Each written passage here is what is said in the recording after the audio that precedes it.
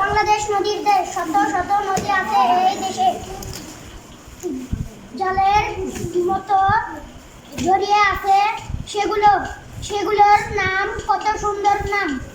মুখে আগুন নেই কিন্তু নদীর নাম আগুন মুখা। আবার আরেকটার নাম দুধ কুমার, যেন দুধের নদী। ধানের নামে মিলে নাম ধানতারা, ধান শীষ, ধানসিঁড়ি।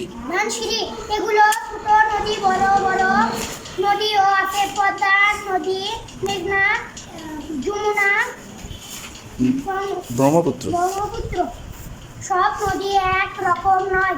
কিছু নদী এঁকে বেঁকে চলে, কিছু চলে সোজা ভাবে। কিছু নদী